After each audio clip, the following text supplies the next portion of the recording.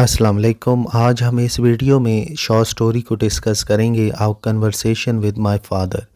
इसमें हमें ये पता चलता है कि राइटर जो है वो अपने वालिद के साथ बैठी हैं। इनके वालिद की उम्र है 86 साल और इनके वालिद इनको कहते हैं कि आप एक सिंपल सी स्टोरी मुझे लिख कर दिखाएं जिस तरह से रशियन राइटर्स लिखते हैं। तो इनकी ये जो राइटर हैं वो अपने वालिद की ख्वाहिश को पूरा करते हुए एक स्टोरी लिखती हैं और ये स्टोरी है एक माँ की जो कि उनके पड़ोस में रहा करती थी। इनका एक बेटा था जो कि मैनहट्टन में रहा करता था अमेरिका में, और जो कि शराबी बन गया था 15 साल की उम्र में। और अपनी इसकी जो माँ है वो भी शराबी बन गई अपने बच्चे की वजह से, ताकि बच्चा इसके करीब रहे। लेकिन बाद में बच्चे ने शराब को छोड़ दिया और शहर को भी छोड़ दिया और अपनी माँ को भी छोड़ दिया। जो राइटर है वो अब उस माँ के पास गई है और उसको दिलासा दिया है, उसको थोड़ा सा सुकून दिलाने की कोशिश की है।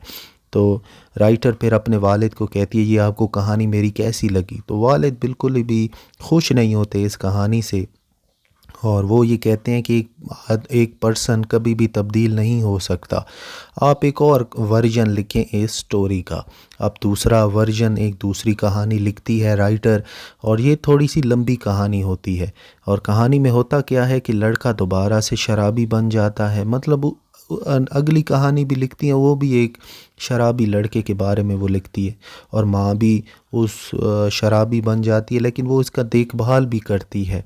वो उसके लिए ऑरेंज जूस रखती है, शहद रखती है, मिल्क रखती है घर के ऊपर।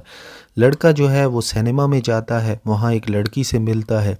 लड़की ने एक रिसाला खोला होता है और वो हेल्थ के प्रॉब्लम के ऊपर एक आर्टिकल्स लिखती है। लड़का वहाँ से इंस्पायर हो जाता है और शराब को छोड़ देता है और अपनी माँ को भी कहता है कि तुम भी शराब छोड़ दो।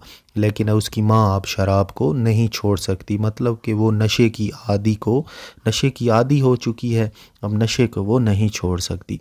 तो लड़का जो है अपनी माँ को छोड़ देता है और वहाँ से चला जाता है। माँ जो है अब रोती है और राइटर जो है अब जाती है उस माँ के पास और उसको दिलासा देती है। तो अब दूसरी कहानी लिखने के बाद राइटर दोबारा से अपने वालिद से पूछती है कि हाँ, अब आपको मेरी कहानी किस तरह से लगी, क्या आपको मेरी कहानी अब पसंद आई। तो वालिद कहते हैं कि नहीं, मुझे तुम्हारी अब वाली कहानी भी पसंद नहीं आई और ये जो तुमने एंडिंग की है ना, मुझे ये एंडिंग बिल्कुल भी पसंद नहीं आई। साथ में वो ये भी वालिद अपनी बेटी को कहते हैं कि कोई करैक्टर तब्दील नहीं हो सकता, कोई करैक्टर जो है उसमें कोई तब्दीली नहीं आ सकती। अगर कोई तब्दीली आती भी है तो ये तब्दीली ज़्यादा देर नहीं रहेगी। तो ये जो आप कहानी लिख रही हैं ना लड़के के बारे में, कि लड़का पहले नशा करता है, ड्रग एडिक्ट बन जाता है, बाद में वो तब्दील हो जाता है, ये तब्दीली नहीं होती। अगर कोई करैक्टर तब्दील भी हुआ है तो वो ज़्यादा देर के लिए तब्दील नहीं रहेगा, वो दोबारा उन्हीं बुरी आदत पर चला जाएगा। तो यहीं पर ये स्टोरी ख़त्म हो जाती है। असल में इस कन्वर्सेशन विद माय फादर का मेन थीम क्या है, वो ये है जनरेशन गैप, कि जो बेटी है, जो राइटर है, वो एक तरह की सोच रखती हैं, उनके जो वालिद हैं वो और तरह की सोच रखते हैं। उनकी जो बेटी है वो जदीद दौर में रहती है, मॉडर्निज़म की सोच रखती है। उनके जो वालिद हैं वो पुराने ज़माने के हैं। तो इस पूरे कहानी को लिखने का यही मतलब था। कन्वर्सेशन विद माय फादर को लिखने का मेन मकसद यही था, जो जनरेशन गैप है राइटर और उनके वालिद के दरमियान, ये हमेशा से ही रहेगा और दोनों की जो नज़रियात हैं, दोनों के जो व्यूज़ हैं, वो एक जैसे नहीं हो सकते।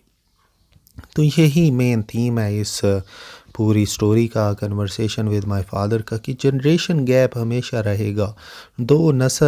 दो जनरेशन की सोच एक तरह की नहीं हो सकती।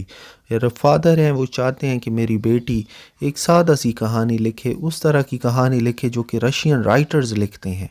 जो बेटी है जो कि राइटर है, वो अपनी सोच रखती है, वो अपने नज़रियात रखती है, वो अपने मुताबिक की कहानी को लिखती है, वो रशियन राइटर्स को इतनी इम्पोर्टेंस नहीं देती। तो यही मेन थीम है इस पूरी स्टोरी का।